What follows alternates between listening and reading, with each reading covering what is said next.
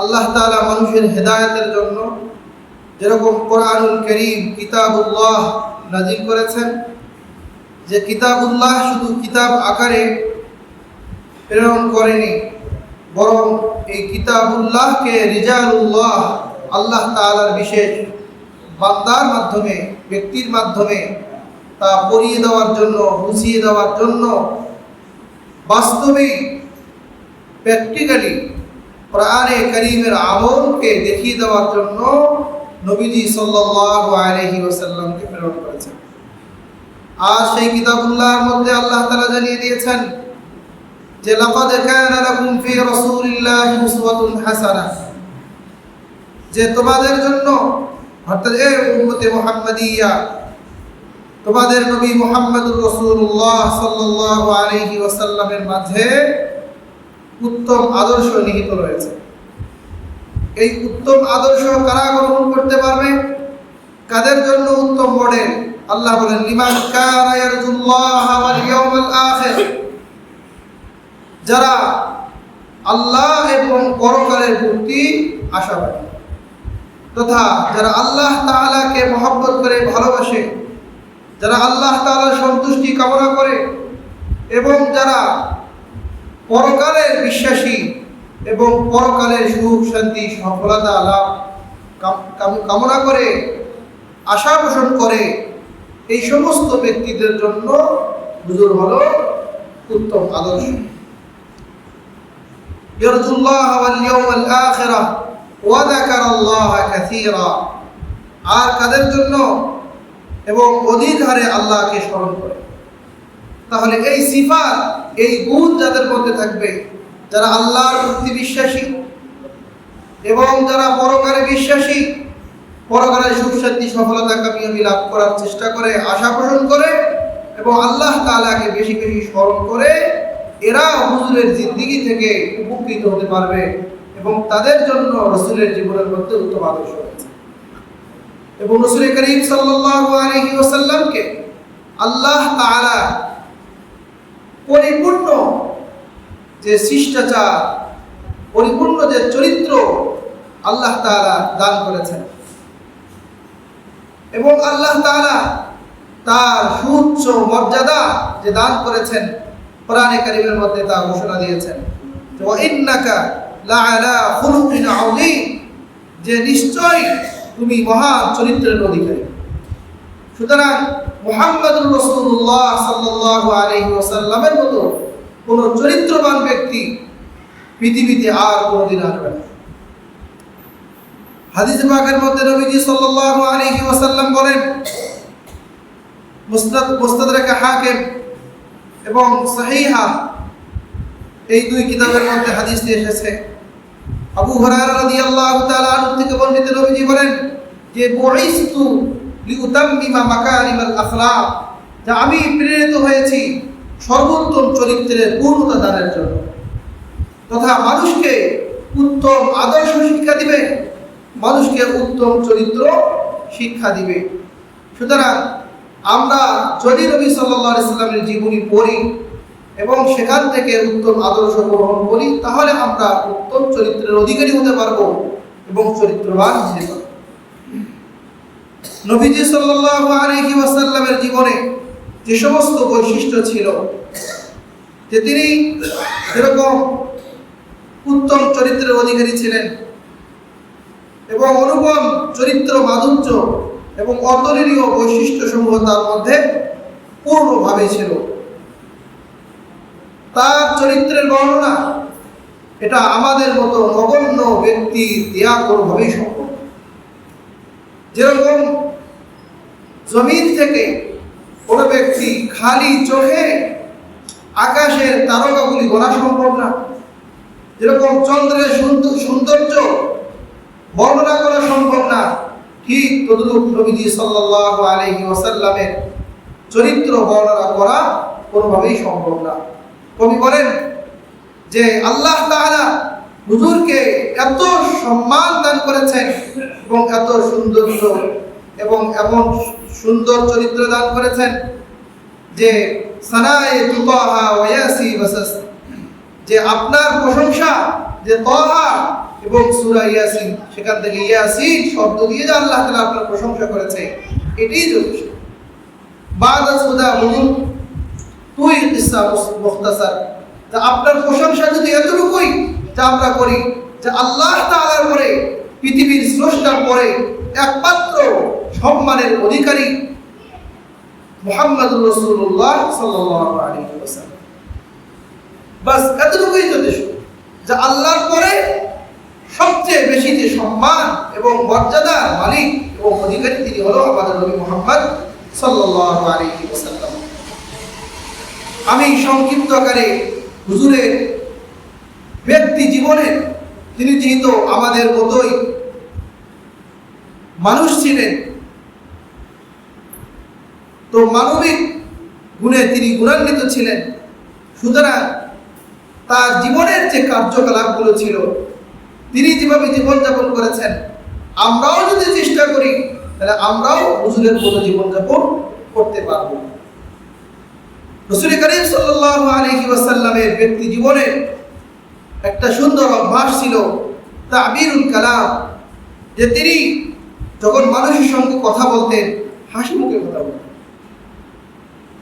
হাদিসে পাকের মধ্যে তিনি বলেছেন, তিরমিজি শরীফের হাদিসে এসেছে, নবীজি বলেছেন তাবাসসুমুকা ফি ওয়াজহি আখিকা লাকা সাদাকাতুন, যে তুমি কোন মুসলমান ভাইকে দেখে একটা মুস্কি হাসি দিবে, হেসে কথা বলবে, এটা তোমার জন্য একটা সাদাকা স্বরূপ, আল্লাহ তাআলা এর সাদকা সওয়াব দান করবেন।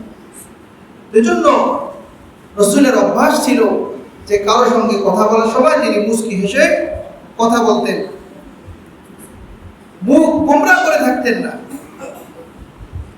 মুখ কালো করে কোনো সময় থাকতেন না। রাসূল করিম সাল্লাল্লাহু আলাইহি ওয়াসাল্লাম যখন কথা বলতেন, কথাগুলো গুছিয়ে বলতেন, আর তার কথা এত সুন্দর গোছানো হতো যে হাদিসের মধ্যে আমরা যে ভাষাগুলি পড়ি সবই তো রাসূলের কথা। যে এই সুন্দর কথা শুনে বড় বড় শত্রু কাফেররা পর্যন্ত মুসলমান হয়ে গেছে। আর রাসূলের এই সুন্দর গোছানো কথাগুলোকেই তারা জাদু বলতো। তারা বলতো যে মুহাম্মদ সে তো একটা জাদুঘর, যে সে কথা বলে, কথার মাধ্যমে মানুষকে কিভাবে বশ করে ফেলে, নিজের আয়ত্তে নিয়ে নেয়। সুতরাং কাফেররা যখন হজের মৌসুম আসতো মানুষকে সতর্ক করতো যে তোমরা কখনোই এই মক্কার মধ্যে একজন পাগল আছে নাউযুবিল্লাহ মুহাম্মদ নামে, তোমরা তার কাছে যাবে না, কারণ যে সে জাদু দিয়ে তোমাদেরকে তার নিজের মতো করে নেবে। নাউযুবিল্লাহ। তো রাসূল করিম সাল্লাল্লাহু আলাইহি সাল্লাম এত সুন্দর করে কথা বলতেন। বর্ণিত আছে যে জিমাদ রাদিয়াল্লাহু তাআলা আনহু, তিনি রাসূলের এই পাগল হওয়ার কথা শুনে তিনি ঝাড়ফুঁক জানতেন, বলতেন যে তাহলে যাই দেখে একটু ঝাড়ফুঁক করে দেখি। তো যখন রাসূলের কাছে গিয়েছে, নবী আলাইহিস সালাম তার সামনে খুতবা পাঠ করেছে, রাহমাতু ওয়া সাল্লি আলা রাসূলিহি থেকে শুরু করে শেষ পর্যন্ত এত সুন্দর কথা এই জিমাদ রাদিয়াল্লাহু তাআলা আনহু তার জীবনে শুনে নেয়। একবার যখন বলছে ভাই আবার বলো, এরকম করে তিনবার পর্যন্ত নবীজির থেকে শুনেছে। শোনার পরে সে বলেছে আমি অনেক জাদুঘরের কাছে গিয়েছি, অনেক জ্যোতিষীর কাছে গিয়েছি, অনেক মানুষের কাছে গিয়েছি, কোনোদিন কোনো মানুষের মুখ থেকে এরকম সুন্দর গোছানো কথা শুনি নাই। সুতরাং এটা কোনো সাধারণ মানুষের কথা হতে পারে না। সুতরাং তোমার হাত বাড়িয়ে দাও, আমি তোমার হাতে হাত রেখে মুসলমান হয়ে যাচ্ছি, কালিমা পড়ে মুসলমান হয়ে সুবহানাল্লাহ। যে সুন্দর কথা, এত আকর্ষণ।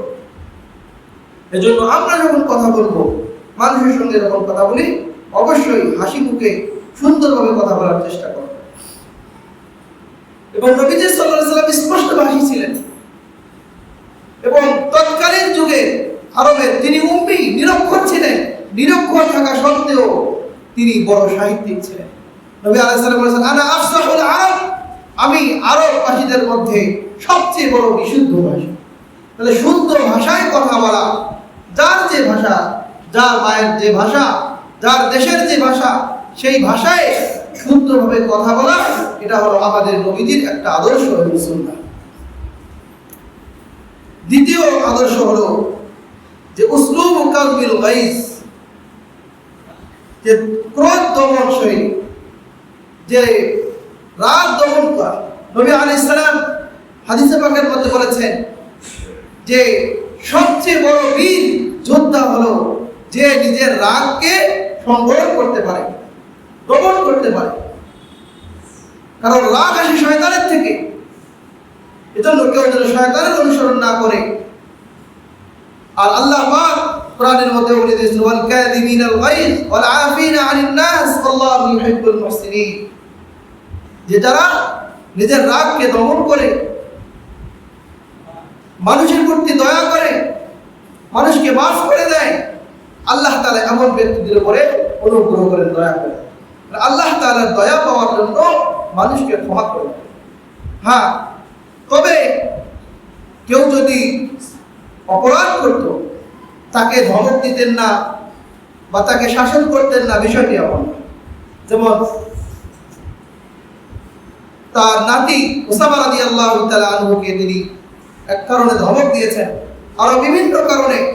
যখন আল্লাহ ও আল্লাহ রাসূলের শরীয়তের কেউ বিধানের বহির্ভূত কাজ করতেছে, তখন তিনি ঠিকই রাগ হইতেন, ধমক দিতেন। এবং রাসূল করিম সাল্লাল্লাহু আলাইহি ওয়াসাল্লাম যে রাগ করতেন, এটা স্পষ্টভাবে মানুষকে বুঝতে দিতেন। বরং সাহাবায়ে কেরামরা নিজেরাই বুঝতে পারতেন। আবু সাঈদ খুদরী রাদিয়াল্লাহু তাআলা বলেন যে রাসূল যখন রাগ করতেন, আমরা তার চেহারা দেখেই বুঝতে পারতাম, বুঝে নিতাম। তো রাসূল করিম সাল্লাল্লাহু আলাইহি ওয়াসাল্লাম এভাবে যতদূর সম্ভব রাগকে দমন করতেন। 3 নম্বর আদর্শ ছিল নবী আলাইহিস সালাম, ওই যে বললাম, তিনি হাসি মুখে কথা বলতেন, তিনি হাসতেন এবং কাঁদতেন। তিনি রাসূল ছিলেন বিধায় জীবনে হাসতেন না বা সামান্য মানুষকে আনন্দ দেওয়ার জন্য, নিজের জীবনে আনন্দ পাওয়ার জন্য কোনো কৌতুক করতেন না, এমনটি না। যেহেতু তিনি মানবিক গুণান্বিত ছিলেন, সেহেতু তিনি মানুষের সঙ্গে হাসি মজাকও করতেন। যেরকম বর্ণিত হয়েছে, আয়েশা সিদ্দিকা রাদিয়াল্লাহু তাআলা আনহার একজন খালা, বৃদ্ধা, সে এসে নবীজি সাল্লাল্লাহু আলাইহি ওয়াসাল্লামকে বললেন যে, ইয়া রাসূলুল্লাহ, আপনি আমার জন্য দোয়া করেন, আল্লাহ তাআলা যেন আমাকে জান্নাত দিয়ে দেন। তো নবীজি সাল্লাল্লাহু আলাইহি ওয়াসাল্লাম একটু রসিকতা করে বললেন যে, আল্লাহ তাআলা কোন বৃদ্ধা মহিলাকে জান্নাতে দিবে না। কারণ কোন জান্নাত কোন বৃদ্ধা পুরুষ নারীর বৃদ্ধাদের জন্য নয়। তো এই কথা শুনে ওই মহিলা কান্না আরম্ভ করে দিল। সে বাড়ির দিকে ফিরে যাচ্ছে। আল্লাহ রাসূল তাকে ডাকলেন এবং ডেকে বিষয়টা ব্যাখ্যা করে দিলেন যে আসলে বিষয়টা হলো যে জান্নাতের মধ্যে কোনো বৃদ্ধ এবং বৃদ্ধা যাবে না, বরং যাদেরকে আল্লাহ তাআলা জান্নাতে দিবে তাদেরকে পূর্ণিমার চাঁদের মতো করে 30 থেকে 33 বছরের যুবক যুবতী করে আল্লাহ তাআলা জান্নাতে প্রবেশ করাবেন। সুবহানাল্লাহ।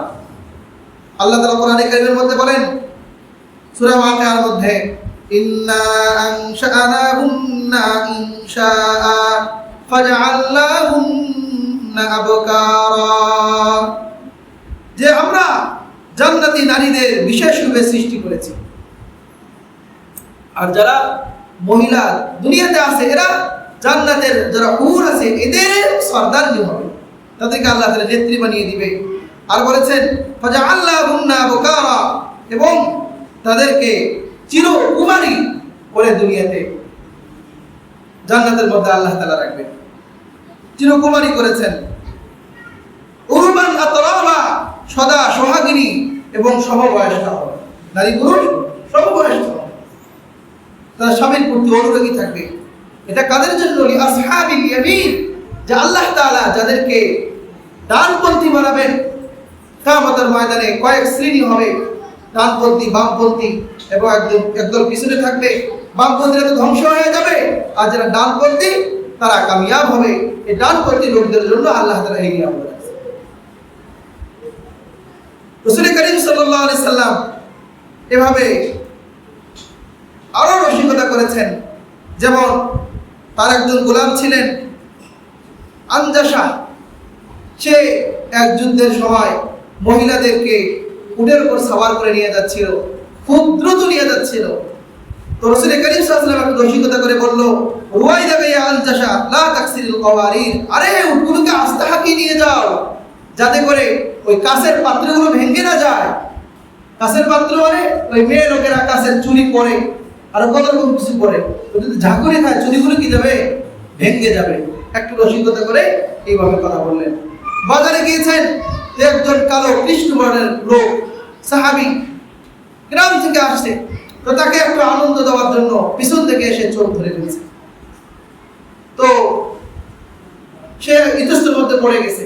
তো রাসূল করিম সাল্লাল্লাহু আলাইহি ওয়াসাল্লামের শরীরের মধ্যে আলাদা একটা ঘ্রাণ থাকতো, সবাই বুঝতে পারতো এটা আল্লাহর রাসূল।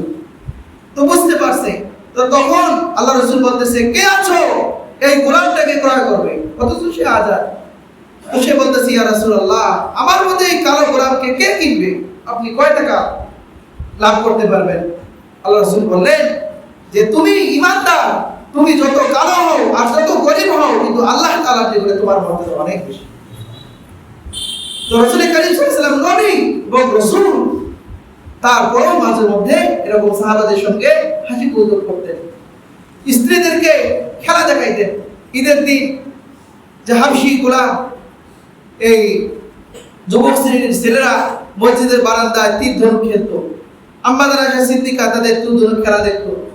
আল্লাহ রাসূল ততক্ষণ পর্যন্ত দাঁড়িয়ে ছিলেন এবং পর্দার আড়ালে তাকে খেলা দেখিয়েছে যতক্ষণ পর্যন্ত আম্মা ধৈর্য সহকারে দেখেছে। তাহলে একজন যুবতী মেয়ে তার কি পরিমাণ ধৈর্য থাকতে পারে, কত পরিমাণ সময় দেখতে পারে, যতক্ষণ দেখেছে ততক্ষণ পর্যন্ত রাসূল তার জন্য দাঁড়িয়েছিল। যে এই যে মানবিক বিষয়গুলো তিনি দেখেছেন এবং লক্ষ্য করেছেন। রাসূল করিম সাল্লাল্লাহু আলাইহি ওয়াসাল্লাম আনাস রাদিয়াল্লাহু তাআলা আনহু একজন ভাই ছিল, ছোট, ওর নাম ছিল উমাইর। তার একটা পাখি ছিল, সে পাখিটা খুব পোলাপাশা করত, পরিচর্যা করত, ওইটা নিয়ে খেলতো। তো আনাস রাদিয়াল্লাহু বাড়িতে আল্লাহ রাসূল মাঝে মধ্যে যাইতো, তো গেলে ওই তাকে বলতো, ইয়া উমাইর মা ফাআলান নাবায়ের, হে উমাইর তোমার পাখিটা কি করতেছে? তো একসময় পাখিটা মারা গেছে, তো সে খুব দুঃখিত। তো আল্লাহ রাসূল তাকে একটু ব্যথা দেওয়ার জন্য বা আনন্দ দেওয়ার জন্য তখন আবার বলতেছে, কোথায় তোমার পাখি, পাখিটা কি করতেছে? তো এরকম ছোট বাচ্চাদের সঙ্গেও নবীজি আলাইহিস সালাম কি করতেন, এরকম মজাক করতেন। সুতরাং নবী আলাইহিস সালামের আদর্শ যদি আমরা গ্রহণ করি, যে আমি আমার পরিবারের লোকদের সাথে এমন গাম্ভীর্য হয়ে থাকি যে কেউ আমার কাছে ধরে আসতে পারে না, মনে হয় যে আমি সবার থেকে আলাদা, এটা রাসূলের আদর্শ। বরং একটা পরিবারে থাকলে সবার সাথে, ছোট বাচ্চা থেকে নিয়ে একদম বড়, আমার স্ত্রী, আমার বাবা, সকলের সাথে সুন্দরভাবে সুন্দর আচরণ করা এবং তাদের সকলের বড় দৃষ্টি কামনা করার চেষ্টা করা। রাসূল করিম সাল্লাল্লাহু আলাইহি ওয়াসাল্লামের বড় আদর্শ ছিল আশ-শাজাআতু ওয়াস-সাবর, বীরত্ব এবং ধৈর্যশীলতা। নবী আলাইহিস সালাম বড় বীর ছিলেন। নবী আলাইহিস সালামের জীবনে তিনি যত যুদ্ধ জিহাদে গিয়েছেন, কোন এরকম দৃষ্টান্ত নেই যে তিনি যুদ্ধ থেকে পৃষ্ঠ প্রদর্শন করেছেন, পলায়ন করেছেন। সব সময় শত্রুদের সামনে থাকতেন। আলী রাদিয়াল্লাহু তাআলা আনহু বলেন যে আমরা যুদ্ধের ময়দানে গেলেও, যে যুদ্ধ চলাকালীন সময়ও আমরা রাসূলের পিছনে পিছনে থাকতাম, রাসূল শত্রুদের সামনে সামনে থাকতেন। আল্লাহ তাআলা তাকে তো বিশেষভাবে হেফাজত করতেন, কখনো শত্রুদের থেকে পিছনে তিনি ছিলেন না, তিনি সবসময় সামনে থাকতেন। আল্লাহ রাসূলের বিরুদ্ধে এরকম ছিল। রাসূল আলাইহিস সালাম যত বীরত্ব দেখান, ওইভাবে নিজের ব্যক্তিগত কারণে তিনি কাউকে কখনো হত্যা করেননি এবং তার জীবনে যত লড়াই করেছেন কাউকে ডাইরেক্ট তিনি হত্যা করেননি। শুধু এক পাষণ্ড ছিল মক্কার, যে নাকি একটা ঘোড়া লালন পালন করতো আর রাসূলকে খেপাইতো যে মুহাম্মদ দেখো, এই যে আমি এই ঘোড়া লালন পালন করতেছি, এইটার উপরে আরোহণ করে তোমাকে হত্যা করবো। আল্লাহ রাসূল ওই সময় বলেছিলেন যে ইনশাআল্লাহ আমি তোমাকে হত্যা করব, এই কথা ওই সময় বলেছে। মক্কার জীবন পার হয়ে গেছে, মাদানী জীবন শুরু হয়েছে। উহুদের যুদ্ধে রাসূল যখন আহত হয়েছেন, ওই সময় সে রাসূলকে আক্রমণ করার জন্য সে দ্রুত তীর নিয়ে সামনে আসতেছিল। সাহাবায়ে কেরাম দেখছে, বলছে রাসূলুল্লাহ আমাদেরকে যেতে দেন, বলে না তুমি থামো, আসো। ওই সময় যখন সামনে আসছে, শুধুমাত্র একজনের থেকে একটা তীর নিয়ে এরকম করে ঢিল দিয়েছে, সেই তীরটি গিয়ে তাকে একদম বিদ্ধ করে নাই, বরং এই ঘাড়ের সাইড দিকে একটু সামান্য দাগ হয়েছে। এইটার বিষক্রিয়ায় সে গরুর মতো আওয়াজ করতেছিল আর বাড়ির মধ্যে গোড় বাড়তেছিল। তাকে মুশরিকরা ভৎসনা করতেছিল, আরে এতটুকুর জন্য তুমি এরকম করতেছো? তো সে বলতেছে, আর তোমরা জানো না? তখন পূর্ণ ঘটনা বলছে যে আমি তাকে হত্যা করতে চেয়েছিলাম, আর ওই সময় মুহাম্মদ বলেছিল আমি তোমাকে হত্যা করব। আমার তখনই বিশ্বাস হয়ে গেছে যে মুহাম্মদ আমাকে হত্যা করবে। কারণ তারা যদিও কাফের, কিন্তু আল্লাহর রাসূল তিনি যে সত্যিকারে আল্লাহর রাসূল তাদের বিশ্বাস ছিল, এটা তাদের বিশ্বাস ছিল, এটা বিশ্বাস করত। এজন্য তার এরা বলেছিল, সে কথা বলেছে আজকে মুহাম্মদ আমার জন্য তীর নিক্ষেপ করেছে, আরে যে ব্যথা আমি উপভোগ করতেছি এটাকে যদি পুরা তোমাদের দলের মধ্যে ভাগ করে দেওয়া যায় তার বরং সবার জন্য যথেষ্ট হবে। এত ব্যথা আমি উপভোগ করতেছি, আর মুহাম্মদ তীর নিক্ষেপ না করে সে যদি থুতু নিক্ষেপ করতো তার পুরা ধ্বংস হয়ে যেত। এরপরে সে ইন্তেকাল করছে। আল্লাহ রাসূলের জীবদ্দশায় একজন মাত্র ব্যক্তিকে এই এতটুকু আঘাতে আল্লাহ রাসূল হত্যা করেছেন। তার মানে এই নয় যে রাসূল সাল্লাল্লাহু আলাইহি ওয়াসাল্লাম দয়ার নবী ছিলেন, মায়ের নবী ছিলেন, কাউকে ইসলামের শত্রু, রাসূলের শত্রু, দ্বীনের শত্রু তাকেও হত্যা করা যাবে না, তাকেও মারা যাবে না, তার উপর জুলুম করা যাবে না। এই শিক্ষা থেকে এটা নেওয়া যাবে না।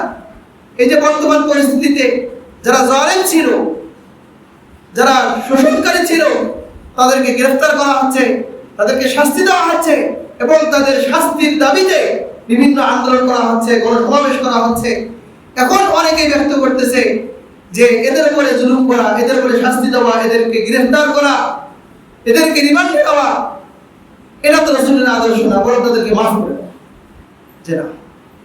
যারা জালেম, যারা বড় অত্যাচার, তাদেরকে মাফ করে দেওয়া মানে না আদম সন্তানের উপরে জুলুম করা। কবি বলেছেন, না জানিস্তা কে রহমত কার দেবার মার কে আগুল মস্তে বার ফরজন্দে আদম। যে একটা সাপ, বিষাক্ত সাপ আসতেছে, যে এখন আপনি বলতে এটা তো আল্লাহর মাখলুক, এটাকে মারা যাবে না, এটাকে মারলে আল্লাহর মাখলুক নষ্ট হয়ে যাবে, আল্লাহর সৃষ্টি। এইটা বলে কেউ যদি সাপকে হত্যা না করে, তাহলে কবি বলেন এটা হলো আদম সন্তানের উপর জুলুম করা। ওই সাপের উপর রহম করা মানে কার উপর জুলুম করা? আদম সন্তানের উপর জুলুম করা।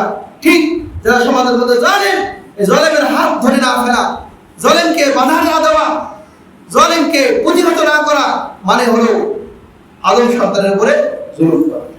সুতরাং জালেমকে ধরে ফেলা, তাকে প্রতিহত করা, এটা তার জন্য রহম, এটা তার জন্য ইনসাফ, এটা তার জন্য দয়া, এটাই তার জন্য দয়া হতে পারে। এর কারণে দুনিয়াতে সে পবিত্র হয়ে যাবে। সে তার টাকা নিয়েছে, সে যদি ফেরত দেয় দুনিয়াতে পবিত্র হয়ে গেল। সে যে জুলুম করেছে, এর কারণে যদি জুলুম কিছু শাস্তি ভোগ করে, এই কারণে তওবা ইস্তেগফার করে, আল্লাহ তাআলা চাহে তার গুনাহ কি করে দিবেন? মাফ করে দিবেন। কিন্তু এই জুলুম করতে করতে সে যদি কবরে যায়, তাহলে দুনিয়াও শেষ, পরকালও শেষ। সুতরাং রাসূলের আদর্শের থেকে ভুল মেসেজ নেওয়া যাবে না। রাসূল কারীম সাল্লাল্লাহু আলাইহি ওয়াসাল্লাম তার জীবদ্দশায় স্বয়ং উপস্থিত হয়ে 23টি থেকে 27টি যুদ্ধে তিনি স্বয়ং উপস্থিত হয়েছেন। সর্বমোট গজওয়া এবং সারিয়া সহ প্রায় 64টি কম বেশি যুদ্ধ সংঘটিত হয়েছে রাসূলের জীবদ্দশায়। কতগুলোতে তিনি স্বয়ং উপস্থিত হয়েছেন এবং কতগুলো তিনি যান নাই, কিন্তু সাহাবায়ে কেরামদেরকে প্রেরণ করেছেন। আর তার জীবনে সবর, ধৈর্য, এটা অনেক বড় গুণ ছিল। আল্লাহ রাসূল সাল্লাল্লাহু আলাইহি ওয়াসাল্লামের জীবনে যে পরিমাণ সবর, ধৈর্য ধারণ করেছেন, এর থেকে বড় সবরকারী বান্দা পৃথিবীতে আর হবে না। যে জুলুম, নির্যাতন, নিপীড়ন সব কিছুর মধ্যে তিনি যে পরিমাণ ধৈর্য ধারণ করেছেন, এমনকি মুসলমানরাও বুঝে না বুঝে নবীজিকে কষ্ট দিত। এখানে একটি ঘটনা আসছে, বেদুইন একজন গ্রাম্য লোক, সে রাসূল করিম সাল্লাল্লাহু আলাইহি ওয়াসাল্লামের কাছে আসছে। তো আনাস রাদিয়াল্লাহু বলে যে রাসূল করিম সাল্লাল্লাহু আলাইহি ওয়াসাল্লাম একটি চাদর পরিহিত ছিলেন, যে চাদরটা ছিল মানে জরি দেওয়া এবং নজরানি, মানে বিদেশি চাদর উপঢৌকন পেয়েছে, তার শরীরে খুব শোভা পাচ্ছিল। এই অপরিচিত বেদুইন লোকটি, গ্রাম্য লোকটি রাসূল করিম সাল্লাল্লাহু আলাইহি ওয়াসাল্লামের চাদরটা ধরে এমন জোরে সাথে টান দিয়েছে যে রাসূল সাল্লাল্লাহু আলাইহি ওয়াসাল্লাম একদম ঘুরে ওই ব্যক্তির কোলে পড়ে গেছে। তাহলে কত জোরে টানটা দিয়েছে! আর টানার কারণে যদি জড়ি দেওয়া ছিল, একদম ঘাড়ের দিয়ে একদম ছাল চলে গেছে, মানে দাগ হয়ে গেছে, তাহলে কি পরিমাণ মানে রাগটা উঠবে। তো টানি সে কি বলতেছে, আল্লাহ রাসূল কি বলতেছে, ইয়া মুহাম্মদ মুরনি মিন মালিল্লাহি আল্লাযী ইনদাকা, যে আপনি আমাকে মানুষদেরকে দান করার নির্দেশ দেন যে সম্পদ আল্লাহ তাআলা আপনাকে দান করেছে। মানে রাসূলের থেকে দান চাইতেছে, গ্রাম থেকে আপনার থেকে আমি দান নেওয়ার জন্য আসছি, কিন্তু চাইতে গিয়া কি আচরণটা করব। রাসূল করিম সাল্লাল্লাহু আলাইহি ওয়াসাল্লাম তার কথা শুনে মৃদু হাসি দিলেন, হাসি দিয়ে সাহাবায়ে বললেন যে যাও একে কিছু দান করো। সাহাবায়ে কেরাম দান করেছে। তিনি যে ধৈর্যশীল ছিলেন, এই ঘটনার থেকে বোঝা যায় যে তিনি কি পরিমাণ মানুষের সঙ্গে ধৈর্যের মুআমালা করেছেন। মুনাফিকরা কি পরিমাণ কষ্ট দিয়েছে।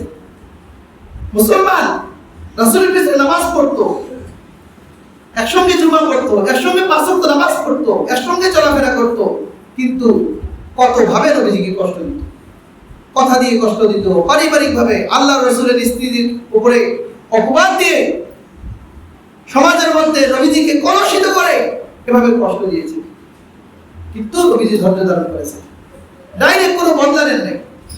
ওরা দিনে বলতেছে, ইয়া রাসূলুল্লাহ আমাকে নির্দেশ দেন, এই আব্দুল্লাহ ইবনে উবাই এর পর্দা উড়াই দিন।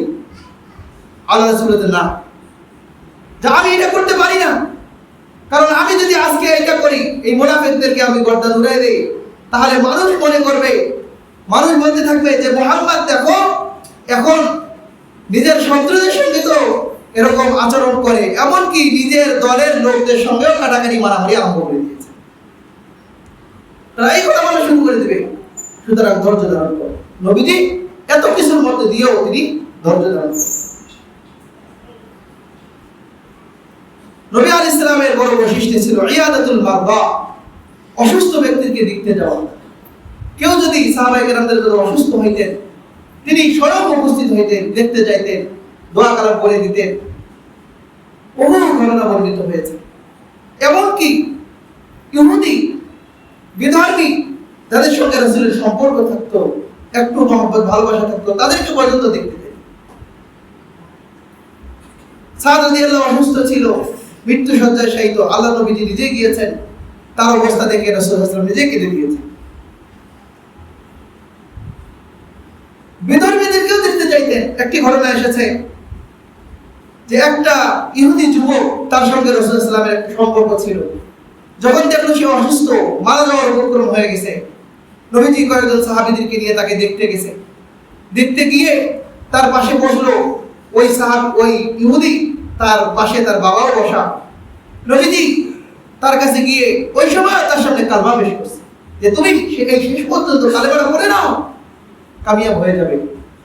তো ওই ইহুদির সামনে যখন কালেমা পেশ করছে, একবার সে নবীজির দিকে তাকায়, আর একবার তার বাবার দিকে তাকায়। কারণ আমার বাবা এখানে, আমি কিভাবে আমার বাপ দাদা ধর্ম ত্যাগ করে আরেক ধর্ম করুন, সারা জীবন যেটা করিনি।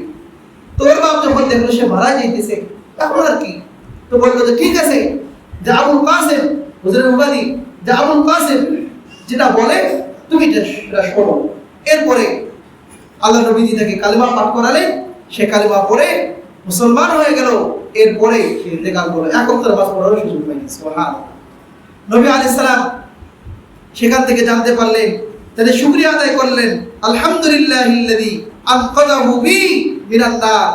সেই আল্লাহ তাআলার প্রশংসা যে আল্লাহ তাআলা আমার মাধ্যমে একজনকে জাহান্নাম থেকে নিষ্কৃতি দান করেন। সুবহানাল্লাহ। যে নবীজি মানুষের প্রতি এরকম দয়াশীল ছিলেন, যে কোনো অবস্থায় মানুষ যেন জাহান্নামী না হয়, জান্নাতি হয়ে যায়, মানুষদেরকে সম্মান করতেন। তিনি এমনি বসা ছিলেন, তার সামন দিয়ে ইহুদির লাশ যাইতেছে, ইহুদি মারা গেছে, তার লাশ যাইতেছে। একটা মানুষ, সে তো মানুষ, তার একটা সম্মান আছে। এজন্য ওই লাশটা দেখে নবীজি দাঁড়ায় গেছে। তো সাহাবায়ে কেরামরা জিজ্ঞাসা করছে, ইয়া রাসূলুল্লাহ, আপনি ইহুদি, সে তো বিধর্মী, তার লাশ দেখে আপনি দাঁড়ায় গেছেন। বলে ইহুদি হোক, সে তো মানুষ, একটা মানুষের কি আছে, সম্মান আছে।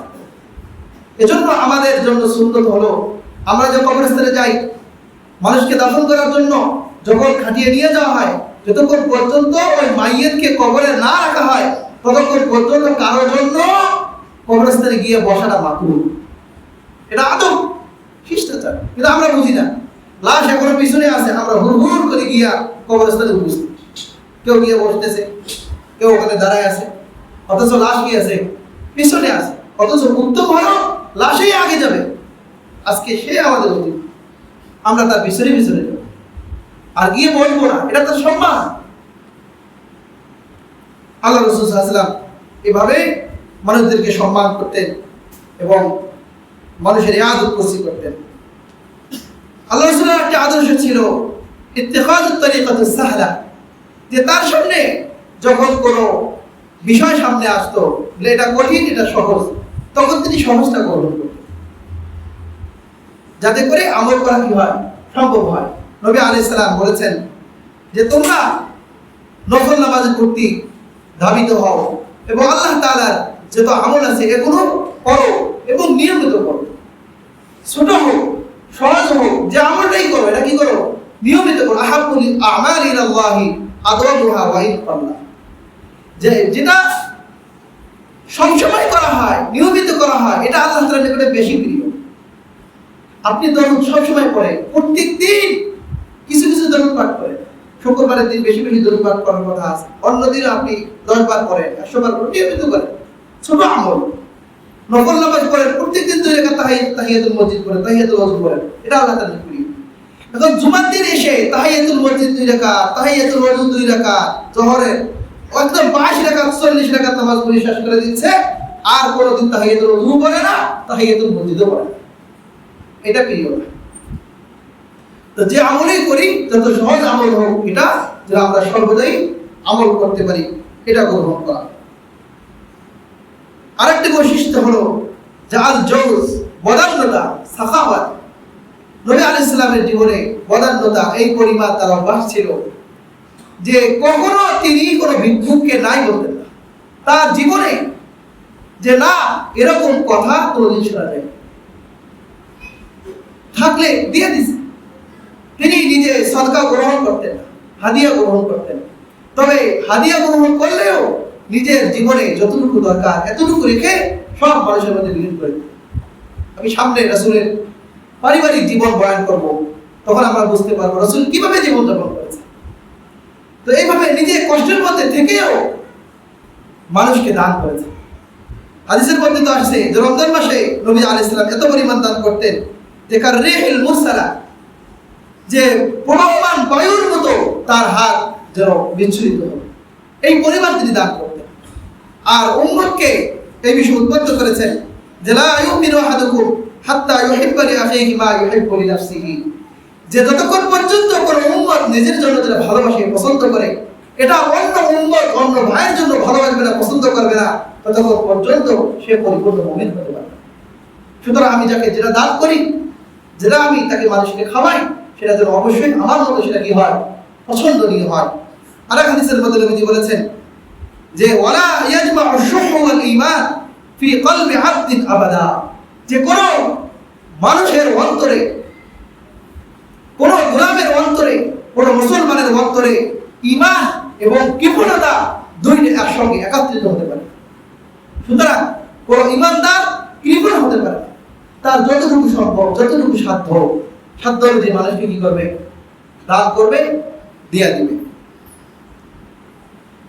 রাসূল কারীম সাল্লাল্লাহু আলাইহি ওয়াসাল্লামের আরেকটি বৈশিষ্ট্য বলে শেষ করে দিচ্ছি, বাকিগুলো সামনে বলবো। হায়া, লজ্জা। লজ্জা অনেক বড় একটা বৈশিষ্ট্য। নবীজি বলেছেন আল হায়াউ শুবাতুম মিনাল ঈমান, ঈমানের 70টিরও বেশি অধিক শাখা রয়েছে। সর্বোচ্চ শাখা হলো কালিমা লা ইলাহা ইল্লাল্লাহ বলা, এবং সর্বনিম্ন শাখা হলো আদনাহা ইবাদাতুল আদা আনিত তরিক, যে রাস্তার থেকে কষ্টদায়ক বস্তু সরিয়ে দাও। একজন কলা খেয়ে একটা সোজা রাস্তায় ফেলে দিল, কেউ গেলে পিছলে পড়ে যেতে পারে, আপনি সেটা সরিয়ে দিলেন।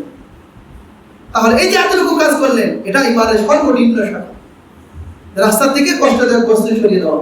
এরপরে নবীজি বলেছেন যে আল হায়াউ শুবাতুম মিনাল ঈমান, হায়া, লজ্জা, এটা ঈমানের একটা অংশ।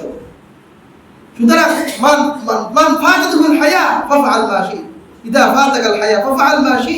নবীজি বলেছেন যখন তোমার লজ্জা নেই, তোমার যখন লজ্জা শেষ হয়ে গেছে, তুমি যা হচ্ছে তাই করতে পারো। সুতরাং একজন অপরাধী, সে যে অপরাধ করে তার লজ্জা না থাকে, সে আল্লাহকে শরম পায় না, রাসূলকে শরম পায় না, সমাজকে শরম পায় না, মানুষকে শরম পায়। এই জন্য সে অপরাধে জড়িত।